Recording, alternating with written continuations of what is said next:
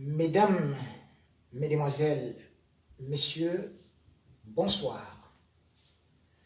Je suis tout de noir vêtu, un cœur noir, dans cette Afrique noire qui est plongée dans le noir. Les frontières sont les cicatrices de l'histoire et de la colonisation, nous dit un proverbe. Mais lorsque nous voyons ce qui se passe actuellement dans le continent africain, ou particulièrement en Afrique du Sud, c'est toute l'Afrique entière qui voulait que les Noirs de ce pays-là sortent du joug de l'apartheid, de la tyrannie, de la maltraitance, de la brimade, de la barbarie, de la domination des Blancs. Mais malheureusement, comme il est souvent constaté, l'esclave qu'on libère peut se transformer lui-même en tyran. Et depuis un certain temps, on a constaté que les migrants africains qui vont en Afrique du Sud deviennent tout de suite des gibiers, des prétextes qu'on prend en chasse parce qu'ils étant considérés comme des endoparasites qui viennent plutôt les ruiner. Cette xénophobie fait mal en ce moment en Afrique où on constate partout dans beaucoup d'autres pays des comportements revanchards par rapport aux brimades que les ressortissants de pays subsahariens subissent au niveau de l'Afrique du Sud, où on parle quand même d'une dizaine de morts. Soit dit en passant, les Africains subsahariens qui sont, selon les statistiques, sont au nombre d'1,6 million personnes qui sont donc en danger. Et dans tout cela, que disent les dirigeants de cette Afrique, en dehors de Paul Kagame ou encore deux autres dirigeants anglophones, et aussi un seul francophone, à savoir Félix Tshisekedi, personne ne prend position, comme si de rien n'était, dans cette guerre, dans cette vraie guerre de frères qui est en train de se passer.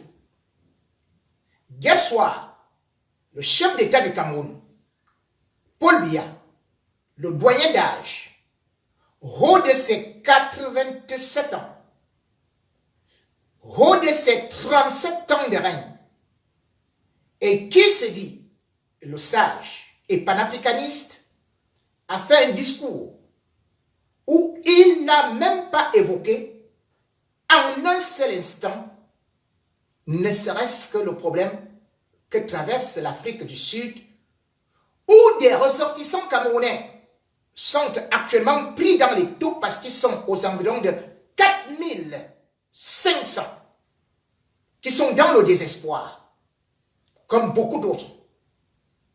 Pas un mot.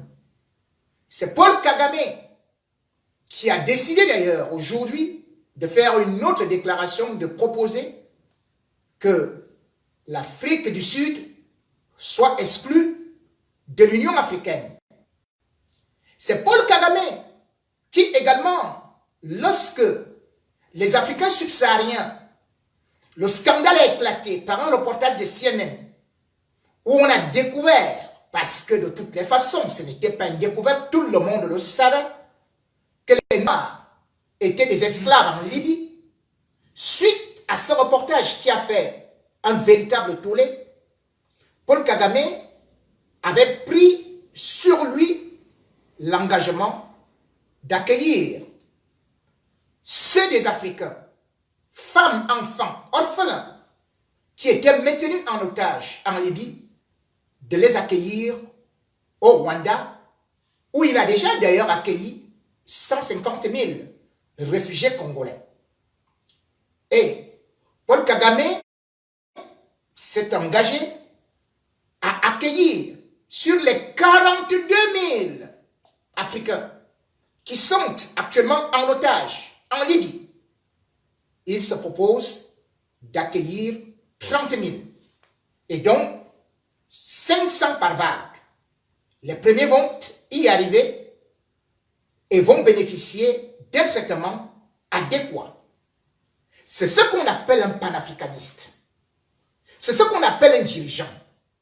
C'est ce qu'on appelle un responsable qui comprend que les Africains doivent s'aider et doivent avoir cette solidarité. Mais Paul Biya n'a pas osé prononcer un mot. Tout comme en 2016, les Camerounais, les Sénégalais ont été pris à partie, et même les Congolais et d'autres ressortissants de l'Afrique noire, disais-je, ont été pris à partie quand ils étaient en Algérie. 1400 ont été jetés dans le désert. Les Camerounais pleuraient. C'est le président nigérien qui a décidé plutôt d'aller les accueillir, d'aller prendre certaines personnes qui mouraient dans le désert avec des enfants. Paul Biya, l'homme qui a mis 37 ans au pouvoir, n'a pas osé dire, même pas rappeler, ne serait-ce que l'ambassadeur de l'Algérie, pour lui dire, mais qu'est-ce qui se passe?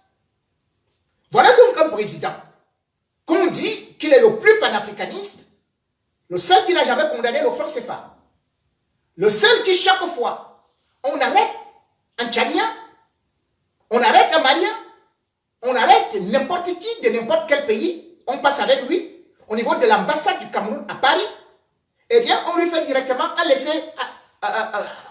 laisser-passer pour qu'il soit rapatrié. Parce que lui, c'est le chef de comptoir colonial de la France.